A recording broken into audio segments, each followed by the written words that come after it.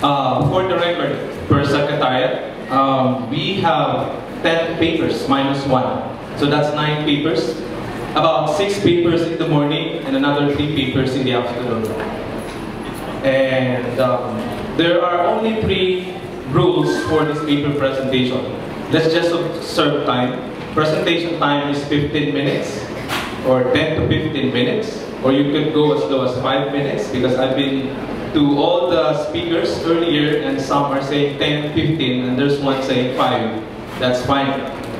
And that's the first rule. The second rule is I would be requesting all the speakers to come up front, be seated at the presidential table so that you will be prepared and you will get a better media mileage maybe.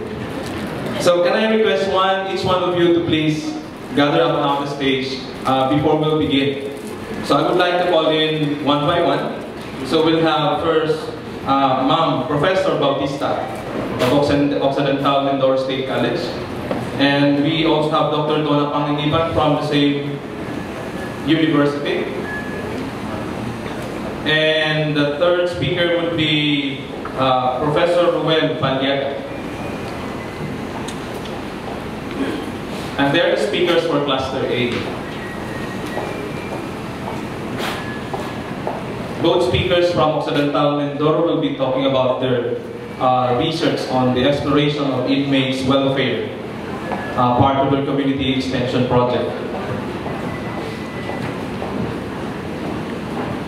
And I would also like to call in Dr. Mario Garcia is the one not present today. And I would like to call in Ma'am or Dr. Emily Villanueva. And of course, Attorney Josie Torreña. And we also have Dr. Fajardo in the house. Okay, ready na sila. If we are to follow 15-minute rule and we have a timer there, nothing's going to be a problem. You still have time for the question and answer later on.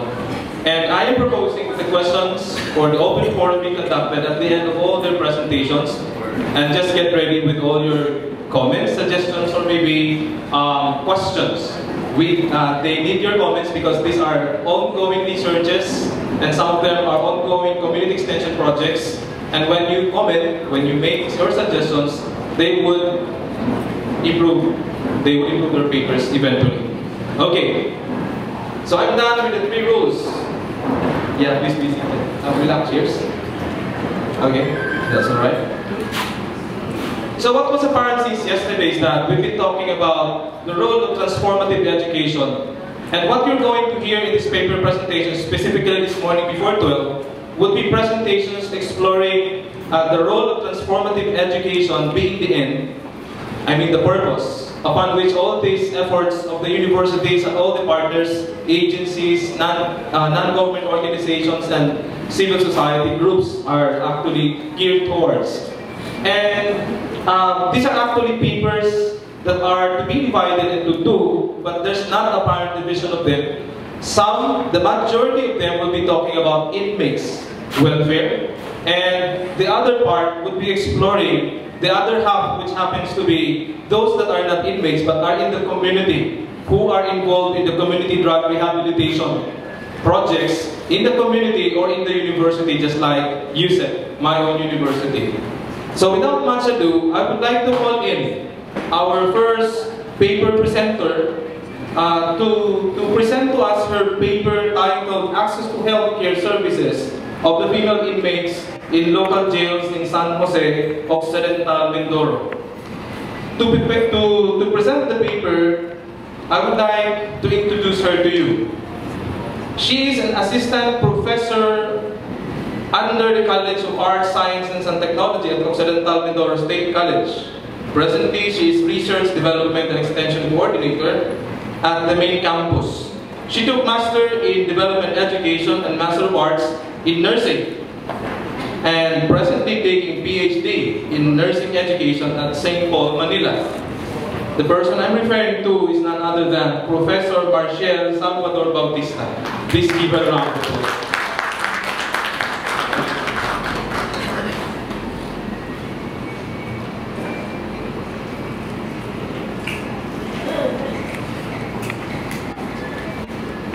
morning to everyone.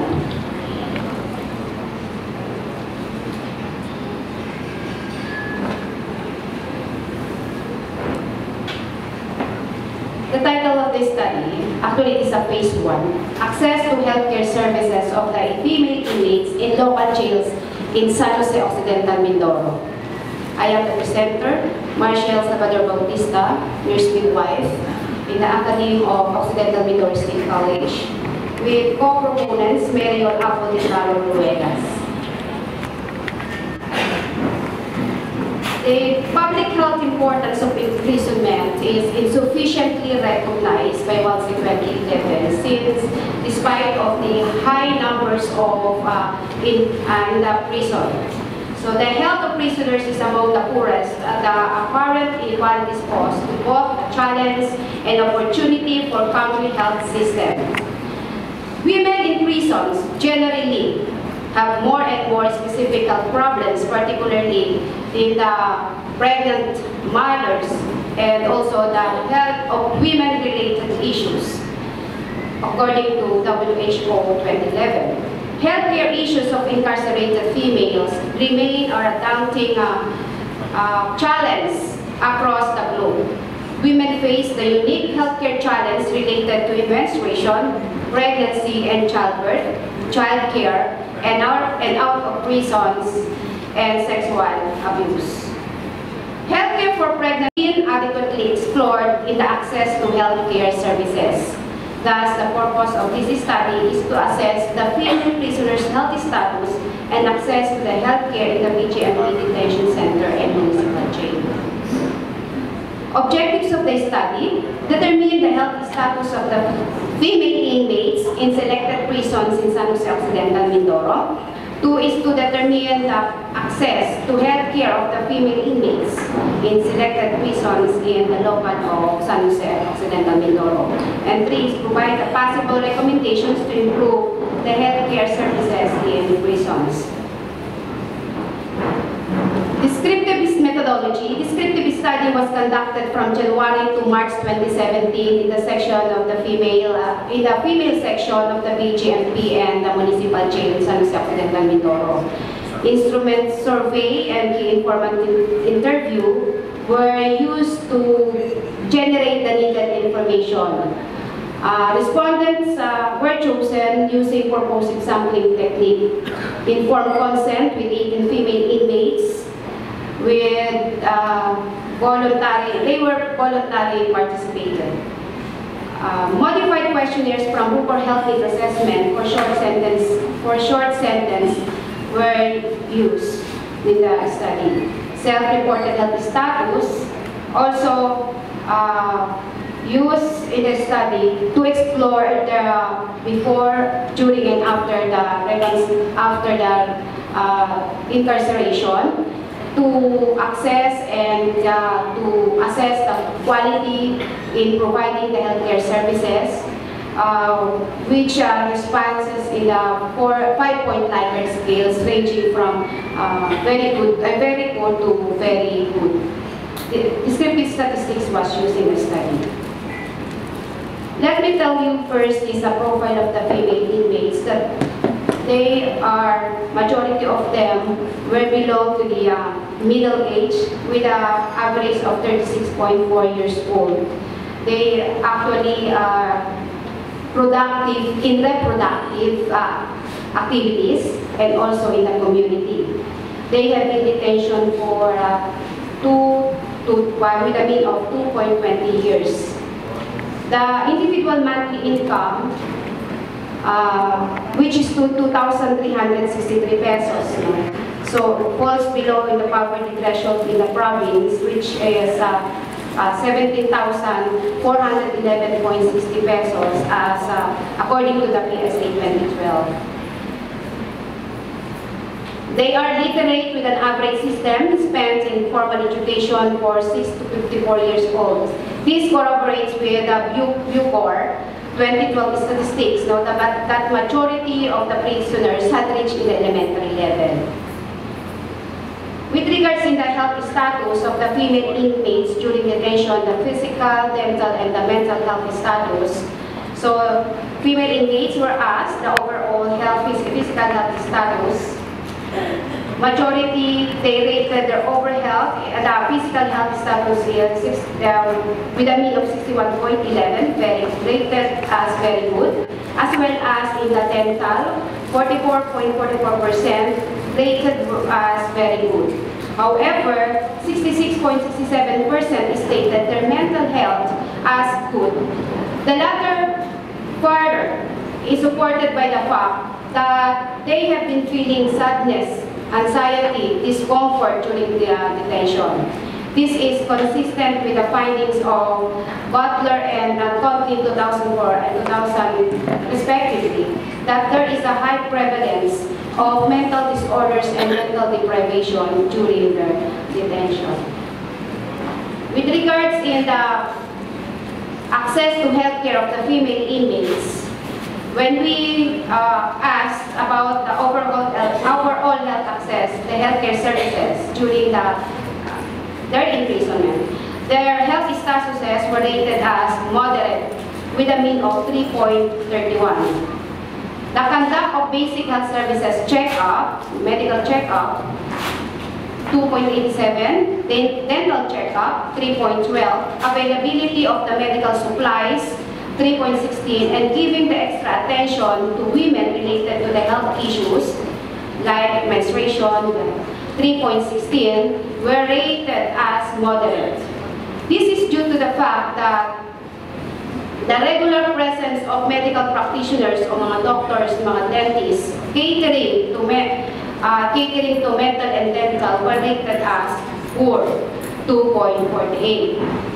Actually, one of the female inmates told me during our interview, she said that I've been waiting for 3 weeks just for a reply to an appointment to see the doctor, to see the dentist.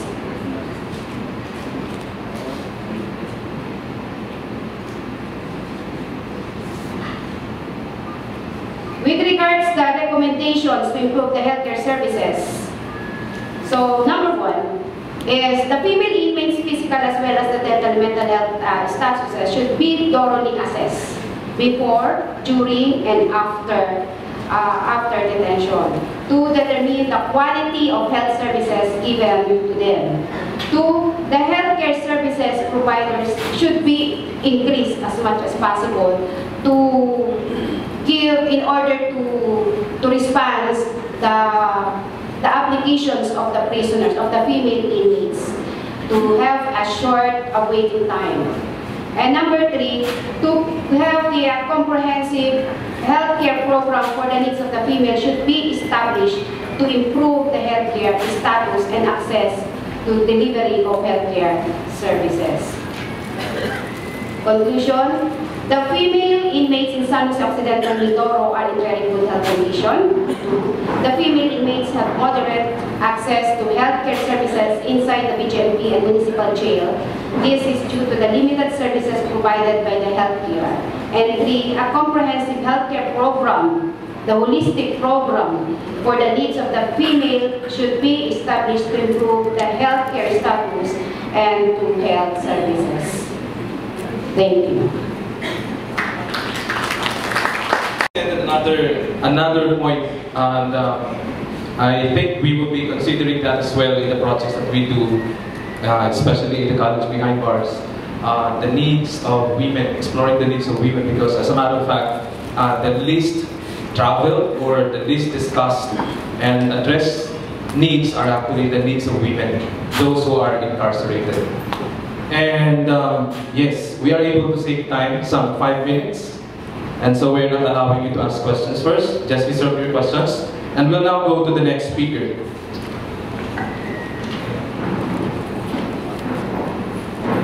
Our next paper presenter is coming from the same university. She is assistant professor at the Occidental Mindoro State College and the current dean of the College of Criminal Justice Education, San Jose Occidental Mindoro. She finished her doctorate in public administration at the Polytechnic University of the Philippines, Santa Mesa, Manila, and she attended different seminars and conferences, both national and international, in the fields of criminology, law enforcement, and other specializations. To present the paper titled Level of Effectiveness of Programs and Services for Female Inmates in the Local Jails in San Jose, Occidental, Mindoro, please welcome Dr. Donna D. Panganiban.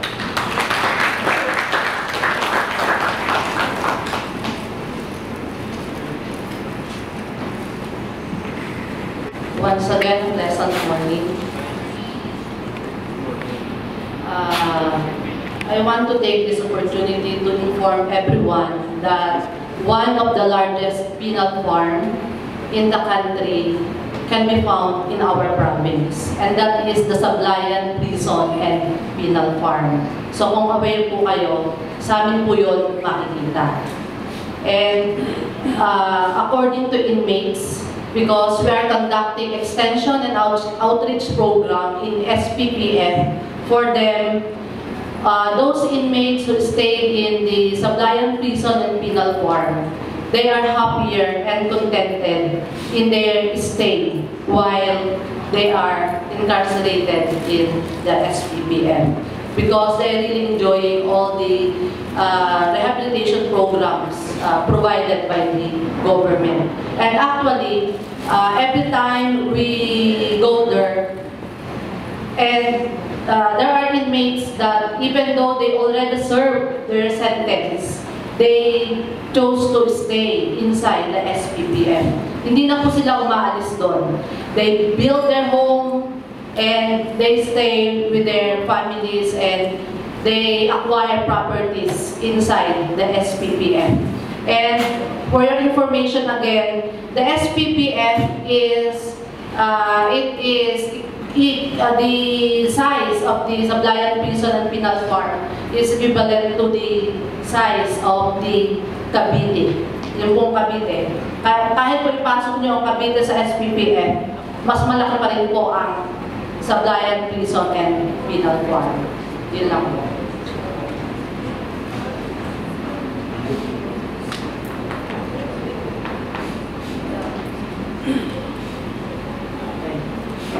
In facing the different problems about the services and rehabilitation programs on female inmates in the continuous increase of their population in different local jails in Occidental Mindoro, there is a need to make innovations, improvements, and launch more campaign and programs for the rehabilitation of female inmates, and the satisfaction is a major factor in all of their lives. Most of us, if not all of us, would not do something if it is not satisfying. In the prison system, there are programs that might be mandatory for inmates to attend. These programs can be related to education, learning a trade, or treatment programs. And most female inmates are single with limited education. Approximately 70% has minor children under the age of 18. Women are more likely to be incarcerated for non-violent drug-related cases. And women who use illegal substances or suffer from alcoholism are significantly more likely to have been sexually abused as children and to have experienced male violence. Except for prenatal care, few special programs exist for jail pregnant women due to short jail stays. And moreover, correctional facilities rarely have systems in place to assure access to community health services. And given the multitude of risks and the potential for poor outcomes that pregnant women in jail and their children face, coupled with the reality that many of these women view their pregnancy as an opportunity, as a fresh start, prevention and intervention programs with pregnant inmates are clearly needed. As we have observed in the different jails in Occidental Mindoro, there is a need to improve the plan, services, and rehabilitation programs in the jail community of the female inmates. Inmates are involved in the purposeful activities and giving them a sense of being a part of the larger community. The services and programs in the jail should also focus and address the necessity of the pregnant inmates inside. With these programs and services, we hope that the conducted study is favorable for the female inmates inside their community. For the objectives of this study, first, to determine the profile of the female inmates in the local jails in San Jose Occidental, Mindoro. Second, to determine the level of effectiveness of the existing rehabilitation programs and services in the local jails in San Jose, Mindoro. And third is to test the relationship between the profile of the female inmates and their perceived effectiveness of the programs and services implemented in the local jails. For the conceptual framework, within the studies framework and in order to assess the female inmates programs and services in different jail facilities, I think we're ready to cater to about 2 or 3 questions for Dr. or Professor Marcial Bautista and for Dr. Donna Pangiliban and of course Dr. Palega. So we have the microphones, 2 or 3 questions from the plenary.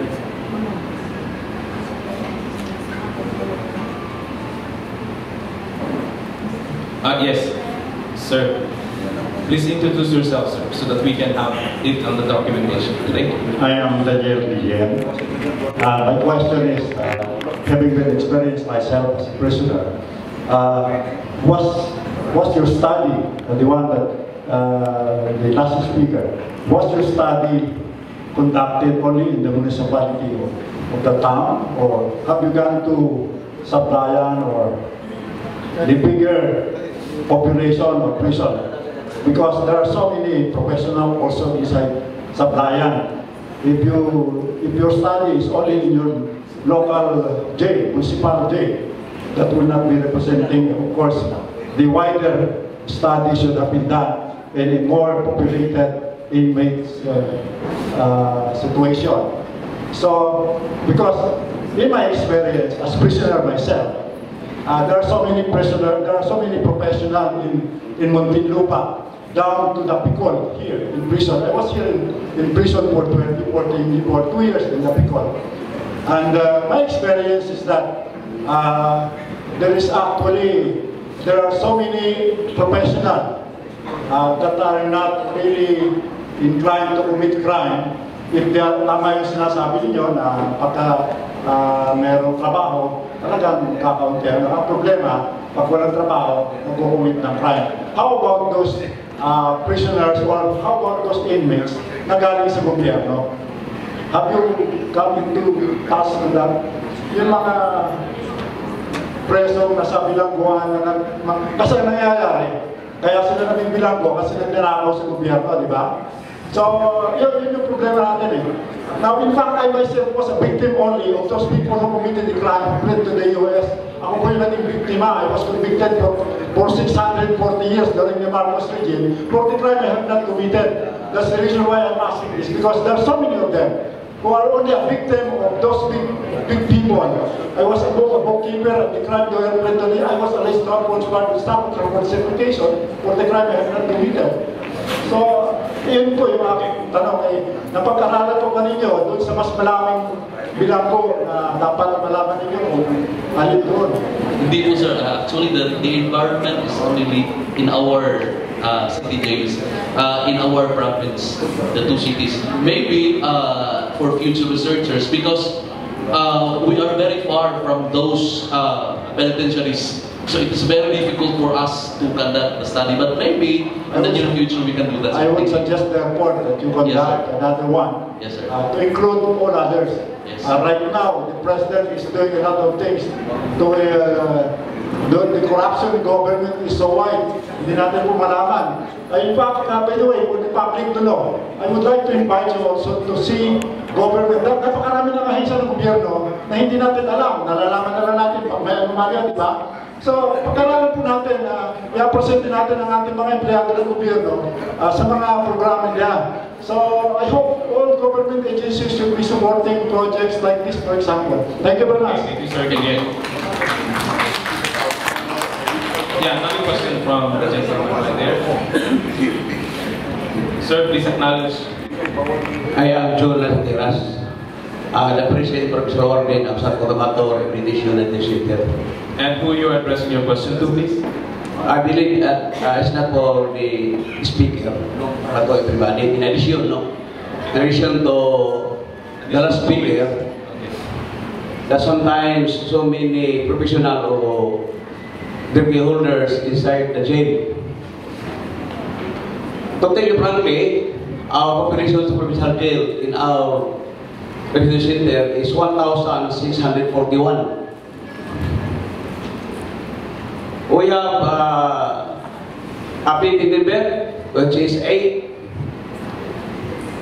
Member of Philippine Army is 6. Philippine Marines is 2.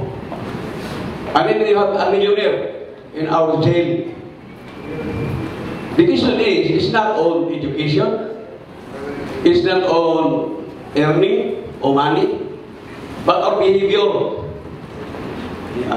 Alam natin, kahit ang ating presidente, maraming ini mga involved sa illegal drugs, na they are politician or servant in our country. No? Part of the seminar or the conference, paano to i-address yung problema sa jail in relation to the successful entry of our inmates after their rehabilitation.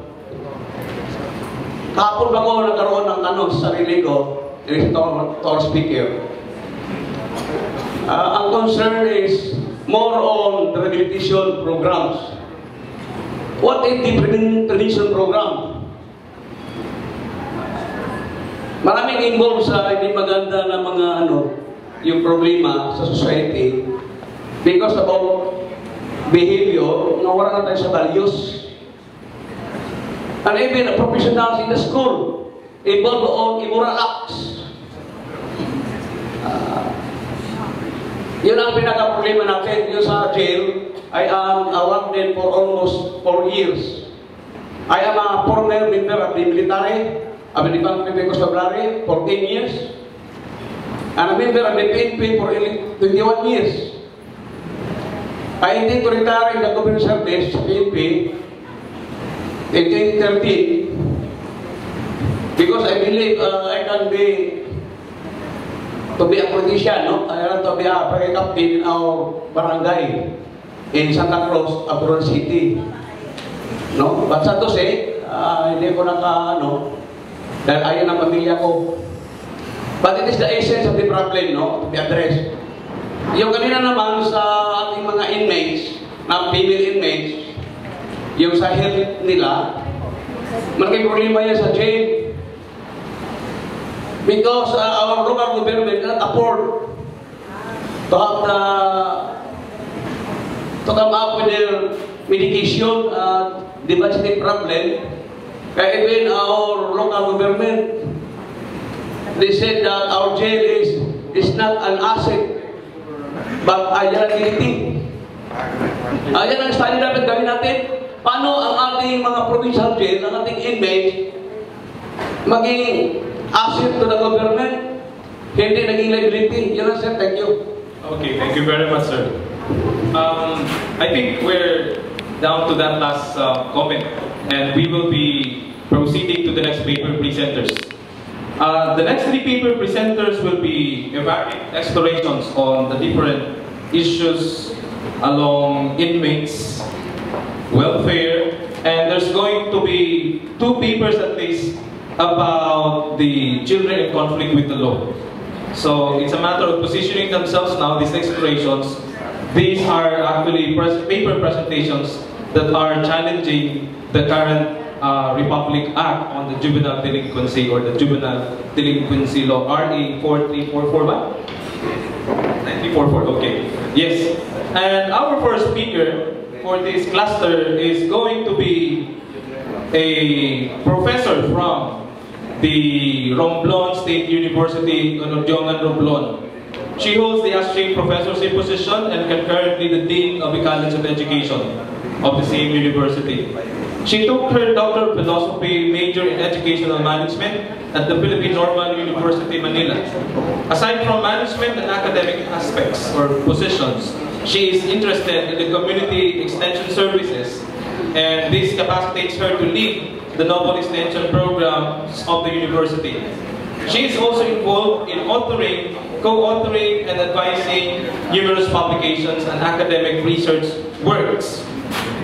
The title of her paper today to be presented is Ayuda sa Celda, Why It Matters to Serve the Vulnerable, a jail-based model for moral recovery and development of inmates in Odyongan District Jail.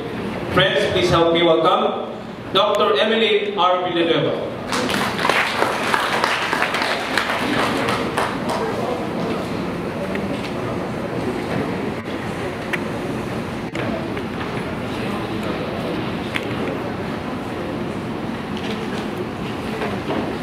One of the mandates of CHEDS and part of the execution of Republic Act 7722 is to ensure that quality education is accessible to all.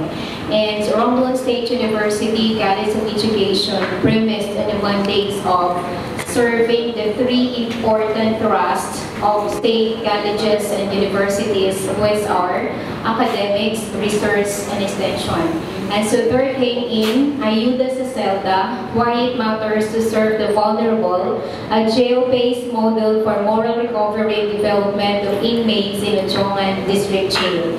Actually, this is in the 5th year of implementation of this extension program. And during its first 2 years, it was named Eskwela sa Celda because of its major program, which is about literacy project. But because of the demand of time, and we really have to upgrade and cater some other needs of the extension program, it was named again Ayuda sa Celda, where Ayuda is our local term which means assistance or help. For the objectives of the program, first, imbibe the essence of education as onset to quality and meaningful living. And the second objective, engage in livelihoods, projects, and activities for better grasp and view about life. And the third, uplift the morale through physical and values formation attributes. And of course, for the framework of the project, because we would like to help the government for the Zero Illiteracy campaign, and we are in the field of education, we would like to campaign on the threshold of the essence of education, specifically for the inmates.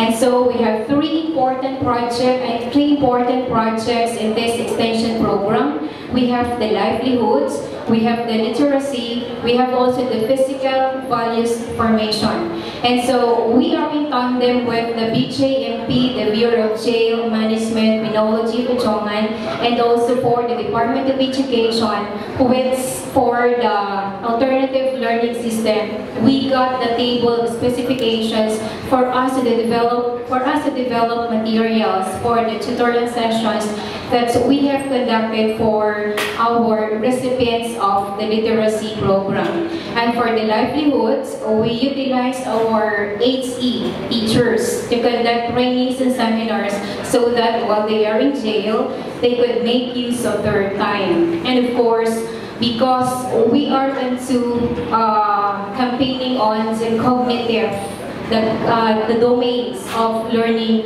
Of course, for the literacy project, it's about the cognitive domain, which of course, from yesterday, it was emphasized that education is another venue for our inmates, that if they realize that education would help them uplift their morale. Of course, the second aspect is the values formation, where we are inviting, or we used to invite some of the church ministers to give some lessons or lectures about the values formation for them to realize how is it how is it in the jail, and what will happen to them, and what should they have done after their release from the jail. And of course, livelihood, as what I've mentioned, for their time to be more valuable. And aside from making support of themselves while in jail, they could extend help to their families, not become liability, but also they could share a sort of help. And since for our literacy project, as what I've mentioned, for the ALS program, this was duly permitted, and with the help of the Department of Education, from 2012 to 2013, it was the first year of the implementation. And we are happy that we had 100% passing percentage for both elementary and secondary takers. And for the second year of the implementation of the literacy project, there is 60% passing percentage for elementary and 84.21 passing percentage for secondary. And for the third year of implementation, we have only 33.33 passing percentage for elementary level and 91.67 per passing percentage for secondary level. And in the fourth year, we have an increase from 33.33, we have 87.50, and for the secondary level, we have a passing percentage of 92.86%. And as you can see, for the latest results, we have the 100% passing percentage. And for the first year, of course, we're very excited to conduct or implement the project. That is why we have given it all our review sessions. However, for the 3 years, the mid 3 years, there were some interruptions of our tutorial sessions, and so we did not make it. However, because of the flaws and some mishaps that we have undertaken of not making 100%, we did our best to make improvement with the tutorial sessions, and were successful because we got 100% passing percentage for the latest results. And also, for our livelihood project, we have introduced one, the path holder project. And we have to make it a point that not everything should be given to the group of the inmates who used to handle the project. And so there is a sharing. And